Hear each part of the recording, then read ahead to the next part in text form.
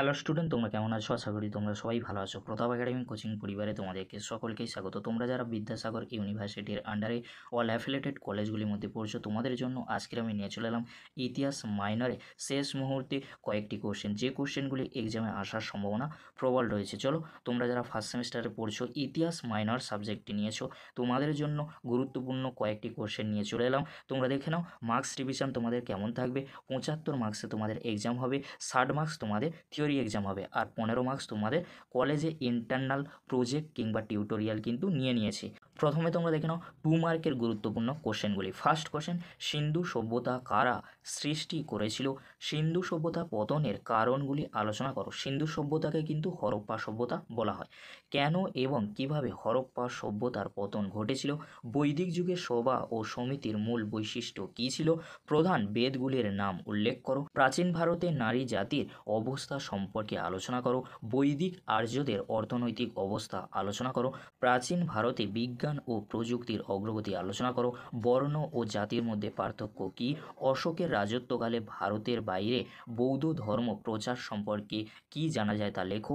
অশোকের শিলালিপিগুলির গুরুত্ব সম্পর্কে সংক্ষেপে আলোচনা করো। মৌর্যদের কৃষি অর্থনীতি বিশ্লেষণ করো। সম্রাট অশোক কেন ধর্মনীতি প্রবর্তন করেছিলেন? এখানে তোমরা দিন ইলাহি শুল কুল কিন্তু দেখে রাখবে। কৌটিল্যের অর্থশাস্ত্র সম্পর্কে একটি টিকা লেখো। গুপ্ত ভারতে গিল্ডগুলির ওপর টিকা লেখো। টিকা লেখো এলাহাবাদ প্রশস্তি। গুপ্ত সাম্রাজ্যের আঞ্চলিক শাসন ব্যবস্থার মূল্যায়ন করো। গান্ধার শিল্পের ওপর টিকা লেখো। সংক্ষেপে রাজেন্দ্র চোলের কৃতিত্বের মূল্যায়ন করো। স্বায়ত্ত শাসনের বিশেষ উল্লেখ সহ চোল শাসন ব্যবস্থা আলোচনা করো। চোল রাজাদের নৌ অভিযান সম্পর্কে আলোচনা করো। বাংলায় শশাঙ্কের রাজত্বকাল সম্বন্ধে সংক্ষেপে লেখো। বিজয়নগরের রাজা কৃষ্ণদেব রায় সম্পর্কে মূল্যায়ন করো।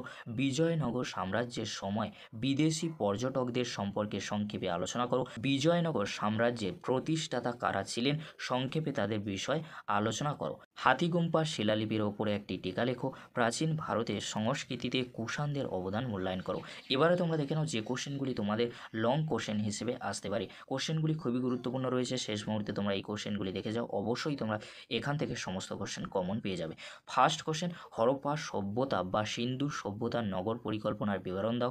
হরপ্পা সভ্যতার নগর জীবনের ওপর একটি টিকা লেখো। কোশ্চেনটি খুবই গুরুত্বপূর্ণ। এর সাথে যে কোশ্চেনগুলি আসতে পারে, হরপ্পা সভ্যতা পতনের কারণগুলি আলোচনা করো। হরপ্পা সভ্যতার অর্থনৈতিক ও সামাজিক বৈশিষ্ট্যগুলি বিশ্লেষণ করো। তোমরা এখানে ধর্মীয় বৈশিষ্ট্যগুলি দেখে রাখবে। নগর পরিকল্পনার বিশেষ উল্লেখ সহ হরপ্পা সংস্কৃতির প্রধান বৈশিষ্ট্যগুলি আলোচনা করো। এই যে কোশ্চেনগুলি আমি আলোচনা করে দিলাম, এই কোশ্চেনগুলি তোমরা ভালো করে দেখে যাও, অবশ্যই তোমরা হরপ্পা সভ্যতা বা সিন্ধু সভ্যতা থেকে 1 থেকে 2টি কোশ্চেন কমন পেয়ে যাবে। নেক্সট কোশ্চেন কী রয়েছে তোমরা দেখে নাও। বৈদিক যুগের রাজনৈতিক পরিকাঠামো সম্প্রসারণ ও বিবর্তনের ধারাগুলি আলোচনা করো। বৈদিক যুগের জাতিভেদ প্রথা সম্পর্কে একটি সংক্ষিপ্ত টিকা লেখো। বর্ণ ব্যবস্থার বিশেষ উল্লেখ সহ পরবর্তী বৈদিক যুগের সামাজিক জীবনযাপন বর্ণনা করো। এই কোশ্চেনটি অনেক সময় কিন্তু ঘুরিয়ে আসে, বর্ণ সমাজ থেকে জাতি সমাজের পরিবর্তন আলোচনা করো। ঋগ বৈদিক যুগে আর্যদের ধর্মীয় জীবন সম্পর্কে সংক্ষেপে আলোচনা করো। এই যে কোশ্চেনগুলি আমি বললাম, এই কোশ্চেনগুলি কিন্তু খুবই গুরুত্বপূর্ণ রয়েছে। এখান থেকে তোমরা 1 থেকে 2টি কোশ্চেন কমন পেয়ে যেতে পারো। নেক্সট কোশ্চেন কী রয়েছে তোমরা দেখে নাও। ষোড়শ মহাজন পদ সম্বন্ধে ইতিহাস লেখো। এর সাথে তোমরা যে কোশ্চেনগুলি দেখে যেতে পারো, জনপদ ও মহাজন পদের পার্থক্য লেখো। ষোড়শ মহাজন পদের বৈশিষ্ট্য আলোচনা করো। মহাজন পদগুলির মধ্যে মগধের উত্থানের প্রধান কারণগুলি কী ছিল? এই যে 3টি কোশ্চেন বললাম, 3টি কোশ্চেন থেকে তোমরা যে কোনো একটি কোশ্চেন পরীক্ষায় পেয়ে যাবে। নেক্সট কোশ্চেন কী রয়েছে তোমরা দেখে নাও। মৌর্য শাসন ব্যবস্থায় প্রধান বৈশিষ্ট্যগুলি আলোচনা করো। চন্দ্রগুপ্ত মৌর্য কীভাবে মৌর্য সাম্রাজ্য গঠন করেছিলেন? মৌর্য সাম্রাজ্যে পতনের জন্য কোন কোন কারণগুলি দায়ী ছিল ব্যাখ্যা করো। এই যে 3টি কোশ্চেন বললাম, এই 3টি কোশ্চেনের মধ্যে তোমরা যে কোনো একটি কোশ্চেন পরীক্ষায় কমন পেয়ে যাবে। নেক্সট কোশ্চেন কী রয়েছে তোমরা দেখে নাও। গুপ্ত যুগকে সুবর্ণ যুগ বলা আমাদের পক্ষে কতটা যুক্তিসঙ্গত? সমুদ্রগুপ্ত কি বহুমুখী প্রতিভাবান পুরুষ ছিলেন? ব্যাখ্যা করো। দ্বিতীয় চন্দ্রগুপ্তের রাজত্বকাল সম্পর্কে ফা হিয়েনের বিবরণী কিভাবে আলোকপাত করে? সমুদ্রগুপ্তের সাম্রাজ্যবাদী নীতির পর্যালোচনা করো। তাঁর উত্তরে অধিগ্রহণ কিভাবে দক্ষিণের অধিগ্রহণ থেকে পৃথক? এই যে কোশ্চেনগুলি আমি বললাম, কোশ্চেনগুলি খুবই গুরুত্বপূর্ণ। এখান থেকে তোমরা একটি কোশ্চেন কমন পেয়ে যাবে।